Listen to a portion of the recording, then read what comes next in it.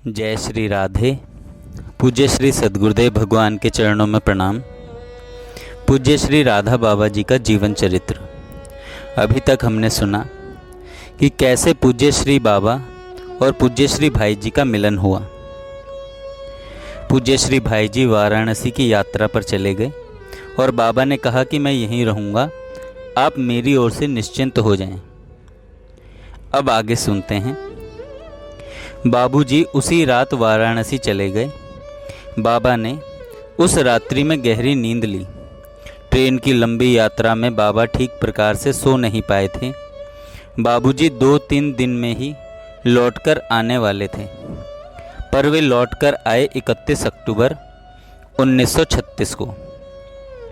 प्रतिपदा तिथि के दिन बाबूजी जिस दिन आए उससे पहले वाली रात्रि का प्रसंग है। प्रतिपदा से पहले बीत गई थी अश्विन शुक्ल पूर्णिमा। यह थी 30 अक्टूबर 1936 को शारदीय पूर्णिमा। यह थी 30 अक्टूबर 1936 को शारदीय पूर्णिमा, रास पूर्णिमा वाली तिथि। ब्रह्म विचारगत और ब्रह्म चिंतनरत बाबा को रास पूर्णिमा से भला क्या प्रयोजन। जिन बाबा के लिए श्रीमद् भागवत पुराण का रास पंचाध्यायी अंश सदैव आलोचना का विषय रहा और जिन बाबा के लिए सगुण साकार तत्व और साकार उपासना सर्वदा ही उपहासास्पद बनी रही, ऐसे वे कट्टर वेदांती बाबा अपनी कुटिया में आसन पर बैठे हुए ब्रह्म तत्व के चिंतन में लीन थे। जब ठीक मध्य रात्रि की वेला उपस्थित हुई, तभी बाबा को सुनाई पड़ा, हरे राम राम राम हरे हरे, हरे कृष्ण कृष्ण कृष्ण हरे हरे। महामंत्र की यह स्वर लहरी बड़ी मनोहर, बड़ी मधुर, बड़ी सुरीली, बड़ी आकर्षक थी।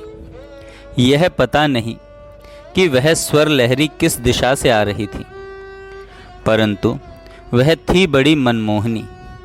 उस सुललित सुमधुर नाम गायन की ओर बाबा का मन आकृष्ट हो गया। उस गायन के साथ साथ बाबा भी गायन करने लग गए। बाबा का कंठ भी बड़ा मधुर था। बाबा के द्वारा गायन तो धीरे धीरे हो रहा था, पर इसी के साथ उनके नेत्रों से अश्रु के बिंदु टपकने लगे और फिर उन टपकते बिंदुओं ने कपोलों पर प्रवाह का रूप धारण कर लिया। यह भावपूर्ण स्थिति लगभग 15 मिनट तक रही, परंतु इस स्थिति का प्रभाव न जाने कितनी देर तक बना रहा। बाबा के लिए यह एक विचित्र और नवीन अनुभव था। श्री हनुमानगढ़ी में श्री कृष्ण दर्शन। शरद पूर्णिमा के अगले दिन प्रतिपदा को बाबूजी वाराणसी से वापस आए। आने पर बाबा से मिले तथा पूछा, यहाँ आपको कोई कष्ट तो नहीं हुआ। बाबा ने कहा, कष्ट तो तनिक भी नहीं हुआ। यहाँ मेरी संभाल सब रीति से भली प्रकार हुई, किंतु मेरा एक निवेदन है, मेरे ठहरने की व्यवस्था किसी जन रव शून्य स्थान पर कर दे। मुझे भीड़ और कोलाहल प्रिय नहीं है। यहाँ पर जो अखंड हरिनाम संकीर्तन चल रहा है, उससे वातावरण सदा गूंजित रहता है और कभी कभी तो अति तुमुल स्वर से कीर्तन होता है। कोलाहल पूर्ण एवं जनसंकुल वातावरण में रहने का मुझे अभ्यास नहीं है, इसलिए यह निवेदन किया है। बाबूजी ने कोई सुंदर प्रबंध कर देने का तुरंत आश्वासन दिया। अगले दिन बाबूजी स्वयं स्थान का प्रबंध करने के लिए निकले। अनेक बातों को विचारने तथा कुछ स्थानों को देखने के बाद राप्ती नदी के किनारे श्री हनुमानगढ़ी वाला स्थान उन्होंने निश्चित किया। गोरखपुर राप्ती नदी के तट पर ही बसा हुआ है। नदी के किनारे श्री हनुमानगढ़ी एक निर्जन एवं नीरव स्थान है। गीता वाटिका गोरखपुर के उत्तरी छोर पर है, तो श्री हनुमानगढ़ी दक्षिणी छोर पर। यहाँ श्री हनुमान जी का साधारण सा मंदिर है। गढ़ी के एक कमरे में बाबा के आवास की व्यवस्था की गई। नदी के तट पर यह एक स्थान एकांत स्थान बाबा को बड़ा प्रिय लगा। बाबा गीता वाटिका से श्री हनुमानगढ़ी चले आए। इस समय तक पूज्य श्री सेठ जी का गोरखपुर शुभागमन नहीं हो पाया था। श्री सेठ जी का आगमन कब हुआ, यह निश्चित रूप से ज्ञात नहीं, किंतु श्रीमद् भगवद गीता की टीका के लेखन का कार्य लगभग 1-1.5 मास बाद आरंभ हो पाया। टीका लेखन के कार्य आरंभ के पूर्व जो प्रसंग नवंबर 1936 में हनुमानगढ़ी वास के समय घटित हुए, उनका बाबा के जीवन में अति महत्व है। इन दिनों बाबा अद्वैत निष्ठा के परिपोषक मंत्रों का जप किया करते थे। सो अहम, शिवोहम, आनंदोहम, प्रायः इन्हीं मंत्रों का जप बाबा द्वारा हुआ करता था। जप आरंभ करते ही यह सारा जगत तुरंत विलीन हो जाता था और ये रह जाती थी एकमात्र ब्रह्म सत्ता। सर्वत्र आनंद ही आनंद परिव्याप्त हो उठता था। परमानंद में बाबा की सम्यक स्थिति थी ही। एक दिन राप्ती स्नान के बाद की बात है। बाबा प्रतिदिन राप्ती स्नान करने के लिए जाया करते थे।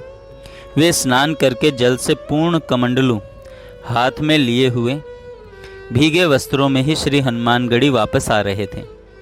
अपने अभ्यास के अनुसार बाबा सो अहम का जप कर रहे थे। लौटते समय बिना प्रयास एक परिवर्तन हो गया। अनायास सो अहम का जप छूट गया और शारदीय पूर्णिमा की मध्य रात्रि में जो जप 15 मिनट के लिए हुआ था, वही जप स्वतः होने लग गया। इतना ही नहीं, वह जप अखंड रूप से चलने लगा। सोहम के स्थान पर 16 नाम वाले महामंत्र का जप अपने आप निरंतर होने लग गया। श्री हनुमानगढ़ी आकर बाबा ने भीगे वस्त्रों को बदला और दूसरे गैरिक वस्त्रों को धारण किया। वस्त्र परिवर्तन के उपरांत बाबा ब्रह्म चिंतन के लिए अपने आसन पर विराजित हुए। श्री हनुमानगढ़ी में बड़े बड़े केले के वृक्ष लगे हुए थे।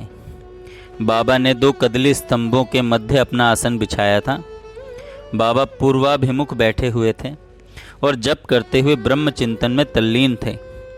तभी अकस्मात भगवान श्री कृष्ण हाथ में वंशी धारण किए आकाश में खड़े हुए दिखलाई दिए।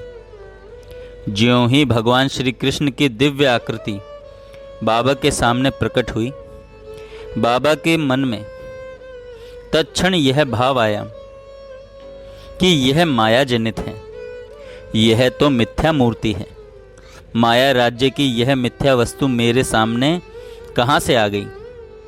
अद्वैत तत्ववादी बाबा ने बड़ा प्रयत्न किया कि भगवान श्री कृष्ण का यह रूप मेरे सामने से हट जाए और मैं ब्रह्म चिंतन में लीन हो जाऊं, पर न तो वह गगनस्थ मूर्ति बाबा के सामने से हटती थी और न बाबा ब्रह्म चिंतन में लीन हो पाते थे। बाबा ने बार बार प्रयास किया, पर सफलता नहीं मिल पा रही थी। बाबा भी हार मानने को प्रस्तुत नहीं थे। उस अलौकिक मूर्ति को अपने सामने से हटाने का प्रयास बाबा लगातार 2 घंटे तक करते रहे, पर भरपूर प्रयास के बाद भी वह मूर्ति सामने ही विराजित रही।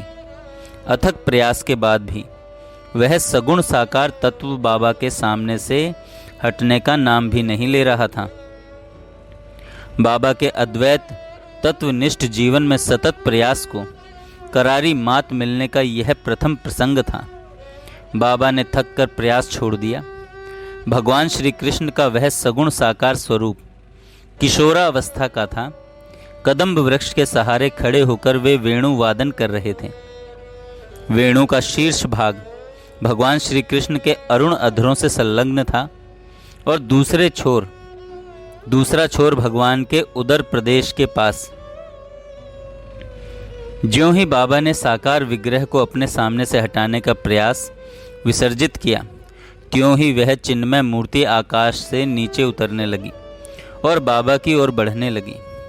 बाबा की ओर बढ़ते बढ़ते बाबा के समीप आ गई। फिर कदम्ब वृक्ष सहित वेणु वादन तत्पर भगवान श्री कृष्ण बाबा के वक्ष स्थल में प्रवेश कर गए। वक्ष स्थल में प्रवेश करते ही उस सच्चिदानंदमयी मूर्ति की दिशा परिवर्तित हो गई। उसका मुख पश्चिम दिशा से पूर्व दिशा की ओर हो गया। वक्ष स्थल में प्रवेश करके वह परम सुंदर मूर्ति वहां सदा के लिए प्रतिष्ठित हो गई। बाबा कई बार कहा करते थे, भगवान श्री कृष्ण का वह सुंदर साकार श्री विग्रह आज तक मेरे हृदय देश में विराज रहा है। उस श्री विग्रह की जैसी कांति, जैसी छवि, जैसी शोभा है, वह किसी भी मूर्ति या चित्र में देखने को नहीं मिलती। यह अवश्य ही एक ईश्वरीय विधान था कि परम निष्ठावान वेदांती बाबा को ज्ञानोत्तर भगवत भाव राज्य में नित्य अवस्थित यह अवश्य ही एक ईश्वरीय विधान था कि परम निष्ठावान वेदांती बाबा को ज्ञानोत्तर भगवत भाव राज्य में नित्य अवस्थित बाबूजी का संस्पर्श और संपर्क मिला, और इस संस्पर्श और संपर्क के फलस्वरूप बाबा की परिणति निराकारवादी से साकारवादी के रूप में हो गई। अब बाबा की सगुण साकार तत्व में वैसी ही निष्ठा थी जैसी उनकी निर्गुण निराकार तत्व में। गोरखपुर आने के पूर्व बाबा का श्री सेठ जी से 14 दिन तक शास्त्रार्थ हुआ था, और इस विचार विनिमय में बाबा किसी भी प्रकार से सगुण साकार तत्व को स्वीकार करने के लिए प्रस्तुत नहीं थे। उन्हीं बाबा ने गोरखपुर आने के बाद किसी प्रकार का विचार विनिमय हुए बिना ही साकार उपासना के अस्तित्व को और महत्व को सिद्धांततः और व्यवहारतः स्वीकार कर लिया। यह स्वीकृति भी हो गई गोरखपुर में श्री सेठ जी से भेंट होने के पूर्व ही।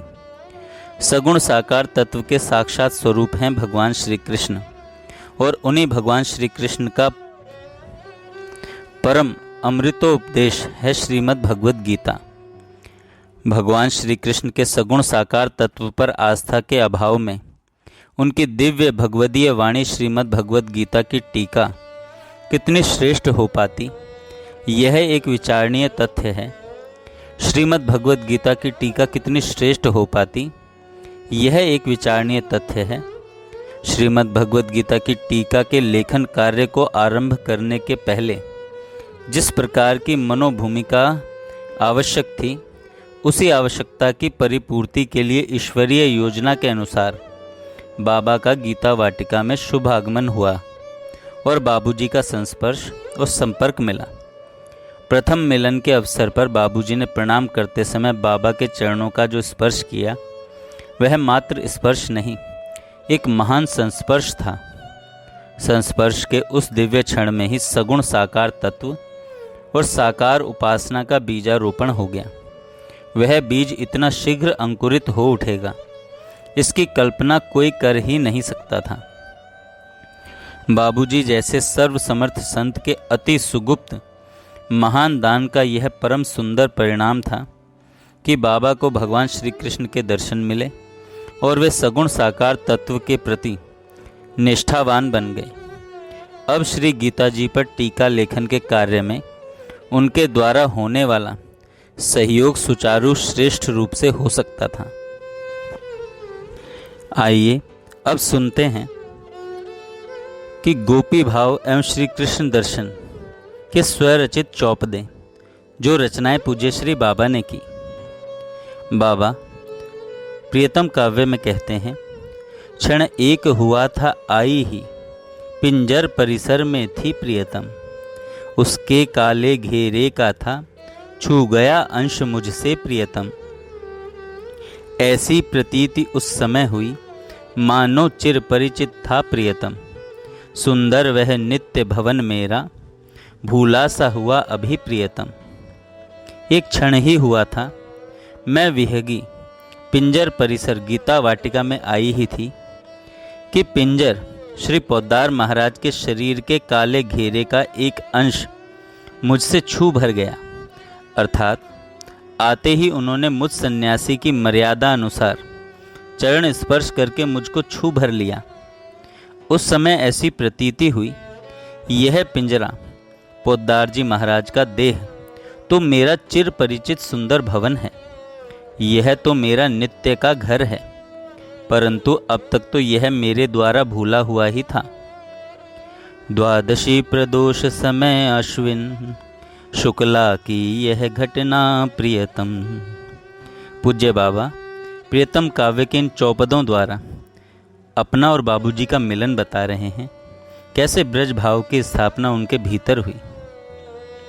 बाबा कहते हैं, द्वादशी प्रदोष समय अश्विन शुक्ला की यह घटना प्रियतम, 23 वर्षों से पहले की वैसी ही दिख रही प्रियतम, पर जो फुलेल का ही करके आचमन कहे मीठा प्रियतम, देना फिर उसको पुष्प सार केवल गंवारपन है प्रियतम। अश्विन शुक्ला द्वादशी प्रदोष समय की यह घटना थी, 23 वर्ष पहले की। मुझे ज्यों की त्यों वैसी ही दिखाई दे रही है, परंतु जो फुलेल का आचमन करके उसे ही मीठा कहकर सराहे हे प्रियतम, उसे फिर पुष्पसार इत्र देना तो केवल गंवारपना ही है। दोहा प्राचीन एक कवि का है भाव लिए ऐसा प्रियतम, जो है घट चुका सत्य बनकर कुछ वर्ष अभी पहले प्रियतम। जीवन में इस विहंगनी के कर कर के व्यथित इसे प्रियतम, कम से कम 9-10 बार अतः रुक रही गिरा अब है प्रियतम। यह प्राचीन कवि का दोहा है, परंतु कुछ वर्ष पहले इस विहंगनी के जीवन में सत्य बनकर घट चुका है। कम से कम 9-10 बार इसे व्यथित कर करके ऐसी घटनाएं घटी हैं।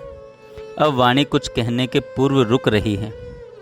जो समझ सके समझे इसको, आगे चलती मैं हूँ प्रियतम।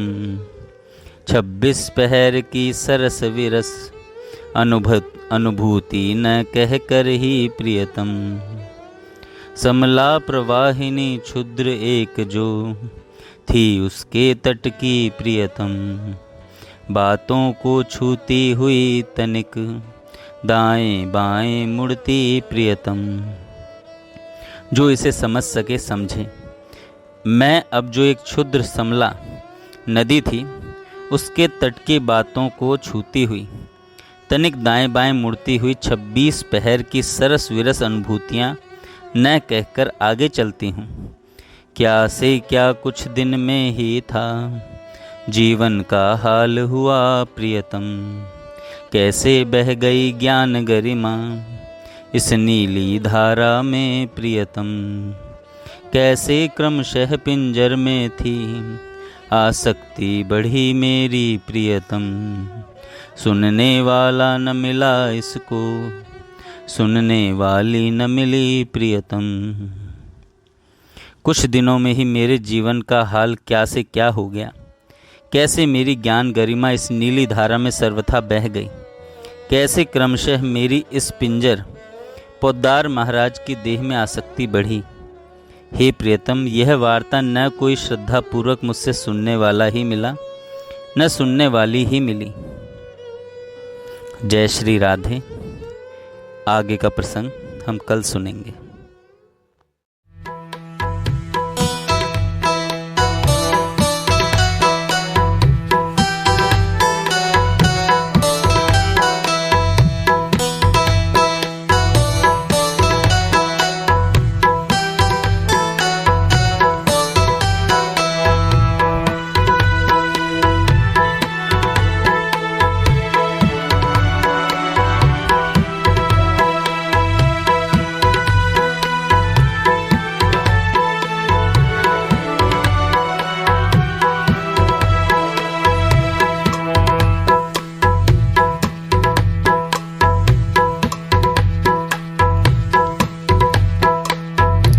सांझ समय यमुना के कूले फूल लेत फल पाए री।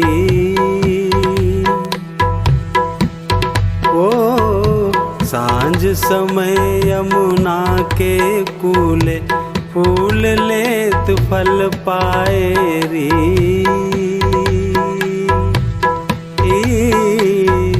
लतन ओट सो निकसी अचानक नैन सुनैन मिलाए री।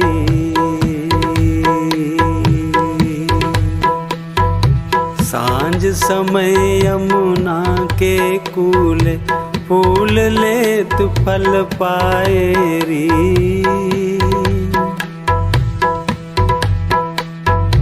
महामुदित वृषभानु भवन में गावत गीत सुहाए री।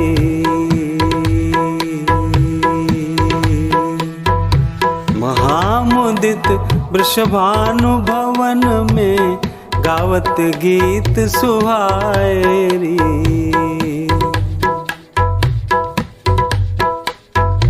सांझी के पूजन वृंदावन आवत भय मन भाए री। ओ सांझ के पूजन वृंदावन आवत भय मन भावे री। लतन ओट सो निकसी अचानक नैन सुनैन मिलाए री। लतन ओट सो निकसी अचानक नैन सुनैन मिलाए री।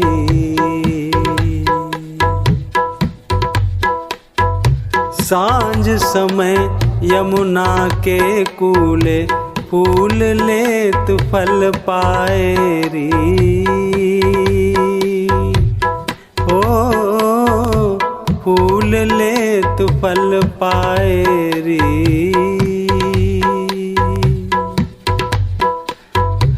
फूल लेत फल पाए री।